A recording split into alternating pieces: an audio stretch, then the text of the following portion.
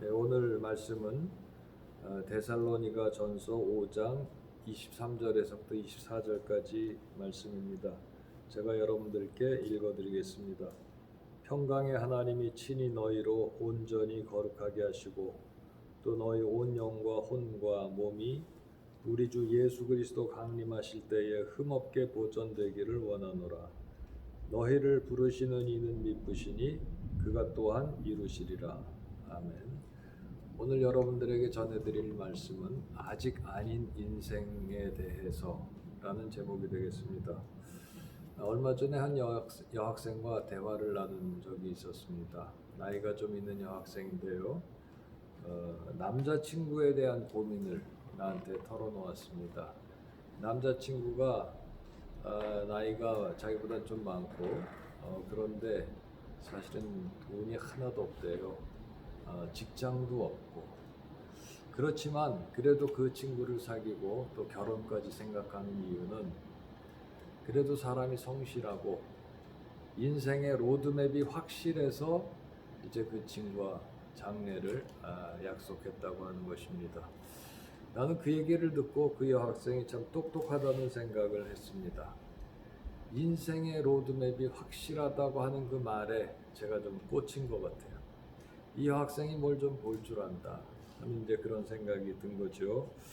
사실 여러분 인생이 로드맵에 따라서 착착 진행되는 것은 아닙니다. 자기가 노력을 많이 한다고 해도 성실하게 살아간다고 해도 자기 뜻과 어긋나게 잘못되는 일들이 굉장히 많죠. 그래서 실패도 있고 실수도 있고 또 좌절하는 일들도 많습니다. 그래도 인생의 로드맵이 확실하고 자기 미래에 대한 비전이 분명하면 실패도 다시 방향을 잡아서 일어나서 용기를 내고 앞으로 달려나갈 수가 있을 것입니다.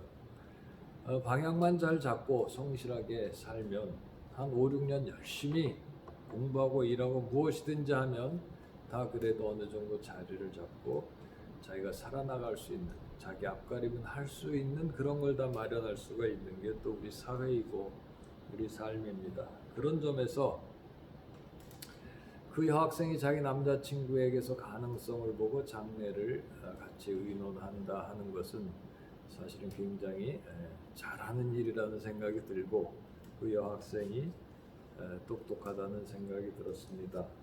가능성을 볼 줄 안다는 것이죠.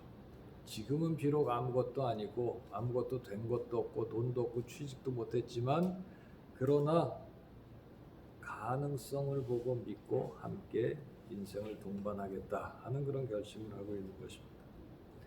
사실은 그 학생만이겠습니까? 우리 모든 사람이 다 아직 아닌 사람들입니다. 우리 모든 사람들은 아직 아닌 인생이라고 말씀드릴 수가 있습니다. 우리가 사실은 여러분들 스스로 생각해 볼 때 실력이 있느냐?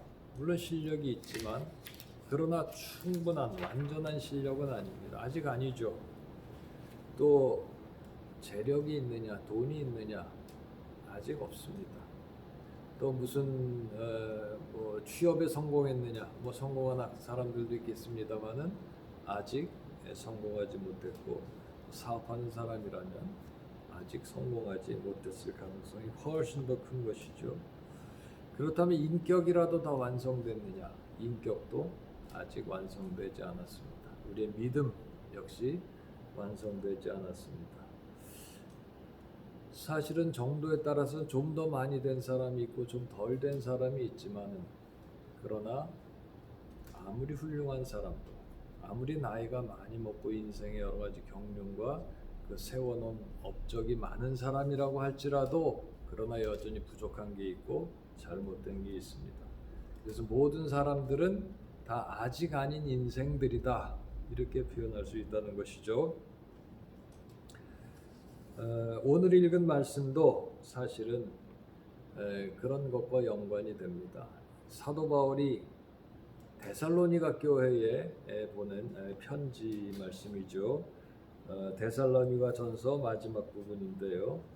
사도 바울은 2차 선교 여행 때 데살로니가 교회를 세웠습니다. 그때가 기원 후 49년쯤이라 그러죠. 데살로니가후서 1장 9절에서부터 10절까지 데살로니가 교회를 세운 이야기가 나옵니다.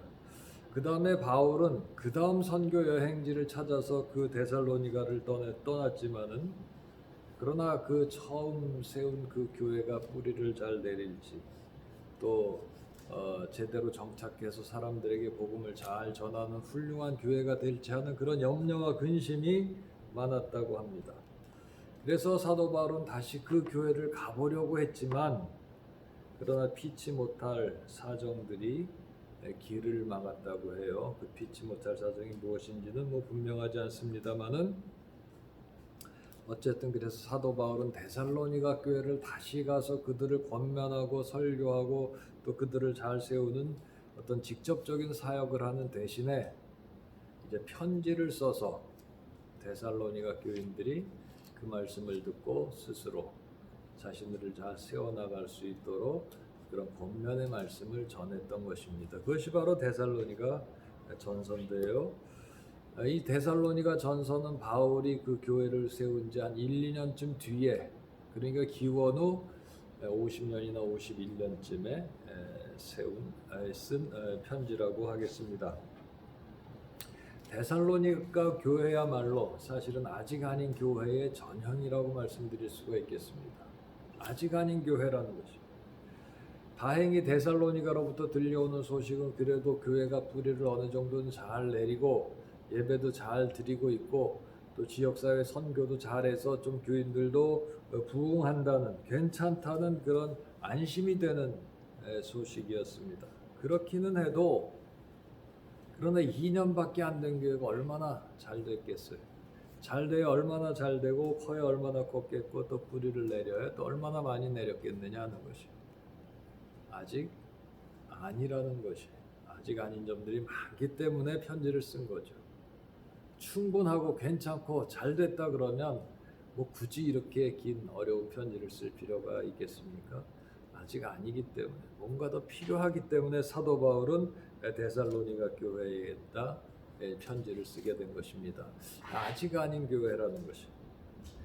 오늘 읽은 편지 마지막 부분도 그 점을 말해줍니다. 23절에 보면은 평강의 하나님이 너희를 거룩하게 하시기를 원한다고 이렇게 돼 있어요. 평강의 하나님이 너희를 거룩하게 하기를 원한다. 이 말은 뭐죠? 아직 거룩하지 않다는 것이에요. 앞으로 거룩하기를 바란다는 거예요. 그러니까 아직은 거룩하지 않다는 것이죠. 그래서 거룩이란 면에서도 아직 아니다. 이렇게 말씀드릴 수가 있겠고요. 그 다음에 너희의 온 영과 혼과 몸이 우리 주 예수께서 강림하실 때에 흠없이 보존되기를 원한다고 했습니다. 예수님이 강림하는 종말의 때에 마지막 날에 온 영과 혼과 몸이 흠없이 온전하게 완전하게 보존되기를 잘 갖춰지기를 원한다는 뜻입니다. 그처럼 사도 바울은 데살로니가 교회가 날마다 거룩해져서 최후의 날에 가서는 모든 면에서 온전하게 이루어지기를 소망했습니다. 지금은 아직 아니지만 결국에는 온 영과 혼과 몸이 전인적으로 모든 면에 있어서 나아지기를 원했던 것입니다. 사도 바울은 그 일을 평강의 하나님이 하시기를 바란다고 또 썼습니다. 평강의 하나님, 그 말은 평강, 샬롬이라는 것이죠. 샬롬의 하나님입니다. 여러분 잘 알듯이 샬롬이라는 것은 히브리어로 평화라는 뜻이죠. 평강, 평화 그런 건데 이것은 아무 염려 없고 또 근심 걱정이 없는 상태, 분쟁이나 싸움이 없는 상태, 그런 것뿐만이 아니고 더 적극적으로 온전한 관계가 맺어지고 좋은 것들이 다 이루어지고 그래서 더 이상 나빠질 수 없는, 더 이상 분쟁의 원인조차도 없는 그런 어떤 모든 것이 다 잘 해결된 완전한 상태, 어떤 의미에서는 어떤 전인적인 평화, 전인적인 구원, 그것이 개인적으로든 사회적, 집단적으로 간에 모든 것이 다 잘 이루어진 그런 상태라고 말씀드릴 수가 있겠습니다. 우리 기독교가 말하는 전인적인 구원의 상태겠죠. 우리에게 필요한 것이 무엇일까요? 사실은 그런 샬롬, 평화입니다. 그런 구원이 아니겠습니까? 우린 아직 아닌 존재들이기 때문에, 아직 부족하고 또 잘못되어 있기까지 한 존재들이기 때문에 우리는 그런 샬롬, 평강, 그런 전인적인 완전함이 필요하다는 것이에요. 우리는 다 어딘가 모자라고 한두 군데씩 망가져 있는 사람들이라고 표현할 수 있어요. 우리가 아직 아니라 그랬죠. 우리는 아직 아니에요. 왜 아니에요? 모자란 게 있고 불충분하고 또 어딘가 틀려 잘못된 것들이 있어요. 그것 때문에 우리들은 사실은 다 불행하고 힘듭니다. 어떤 사람은 신앙은 좋은데 인격이 안 좋을 수 있습니다. 인격은 좋지만 그러나 실력이 안 됐을 수가 있어요. 인격도 좋고 신앙도 좋고 실력도 괜찮은데 이 사람이 사회적으로는 인간관계가 엉망일 수가 있어요. 바깥에서 인간관계 사회적으로는 진짜 훌륭하게 번듯하게 잘 해내는 사람이 집에 들어가서는 무슨 폭군이 된다든지 아니면 집에 가서 가정 문제 때문에 골머리를 앓을 수가 있는 것입니다. 그런 식으로 사람들은 완전한 사람이 없어요. 어디 하나가 망가져 있고 부족하고 그렇기 때문에 괴롭고 힘들고 인생 사는 게 재미가 없습니다. 힘들어요. 균형이 깨어져 있습니다. 그런 게 바로 우리 사람들입니다. 그렇기 때문에 우리에게 샬롬이 있어야 하는 이유죠. 그래서 우리에게 구원이 필요하다는 거예요. 그것도 전인적인 구원이 필요하다는 것입니다. 우리가 완전한 평화를 추구해야 하는 이유예요. 우리가 완전한 평화, 완전한 구원을 향해 나아가야 하는 이유예요. 그리고 오늘 말씀을 보면은 하나님께서 그것을 이루어 주신다고 했습니다. 평강의 하나님께서 그것을 이루신다고 했어요.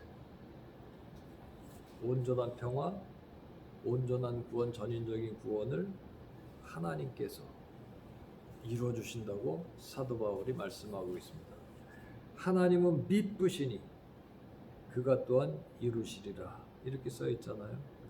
우리를 부르시는 이는 미쁘다는 것이, 미쁘다는 게 뭐죠? 믿을만하다는 것이. 그래서 하나님은 우리를 부르셨을 뿐만 아니라 우리를 이루게 해주신다는 것입니다. 우리가 비록 지금은 아직 아니지만 우리를 불러주셔서 우리로 하여금 되게 하시고 이루게 하십니다. 감사하고 기뻐할 일이에요. 그런 하나님이 우리를 사랑해 주신다는 것처럼 감사하고 고마운 일이 어디 있겠습니까? 우리는 아직 아니지만 그 하나님 덕분에 하나님의 은총으로 우리는 미래를 희망할 수 있고 우리 현재를 넘어설 수가 있는 것이 그런 하나님이 계시다는 것입니다. 그런 하나님을 믿고 우리가 알게 된 것을 얼마든지 기뻐하고 즐거워할 수가 있습니다. 그것을 믿어야 되겠습니다. 그 믿음 안에서 우리는 우리를 불러주신 하나님과 함께 그런 사람들이 되어갈 수가 있는 것이고 온전한 평화, 전인적인 구원을 그런 믿음을 가지고 그 하나님과 함께 이루어갈 수 있다는 것입니다. 완전한 상태로 나아갈 수가 있어요. 믿음이 우리를 그렇게 세워주십니다. 믿음이 장차 우리에게 이루어질 그 성품을 샬롬을 보게 하고 그리고 그 샬롬을 향해서 나아가게 하는 동력이에요. 믿음이 있으면 우리가 그 샬롬의 상태로 나아갈 수가 있고 믿음이 없으면 나아가지 못하고 항상 제자리에 머물러 있거나 또 나아가더라도 제대로 된 방향으로 나아가지를 못하는 것입니다. 그리고 그런 믿음으로써 우리가 비록 지금은 아직 아니지만 그러나 하나님께서 장차 이루어 주실 그 전인적인 구원, 샬롬, 인격적으로나 신앙적으로나 개인적으로나 사회적으로나 안팎으로 모든 우리들의 모든 것들이 다 잘 제대로 이루어지는 그런 전인적인 구원의 상태로 나아갈 수가 있게 된다는 것입니다. 하나님께서 우리와 함께 해주시고 또 여러분들은 그런 하나님을 굳건히 믿음으로써 그런 여러분들 비록 우리가 아직 아닌 그런 인생이지만 장차 이루어질 완전한 상태를 바라보면서 한 걸음 한 걸음 전진하는 저와 여러분들이 되시기를 간절히 바랍니다. 기도하겠습니다. 하나님, 우리를 삶의 여정으로 불러주셔서 감사드립니다. 우리가 비록 지금은 아직 아닌 존재들에 불과하지만 그러나 미쁘신 하나님을 믿고 하나님께서 보여주시는 완전한 샬롬의 세계를 비전으로 가지면서 한 걸음 한 걸음 성장하고 발전할 수 있는 저희들이 되도록 은총을 베풀어 주시옵소서. 여러 가지 난관과 어려움들이 많은 인생입니다. 그런 인생의 고비고비마다 하나님께서 손 내밀어 주셔서 우리를 구원해 주심으로 우리가 파도를 하나하나 넘어서 목적지에 도달하는 것처럼 하나님께서 보여주시고 이끌어 주시는 완전한 샬롬의 세계로 나아가는 귀한 축복을 허락하여 주시옵소서. 이 모든 말씀을 우리의 길이요 진리요 생명이신 예수님의 이름으로 감사하며 기도드리옵나이다. 아멘.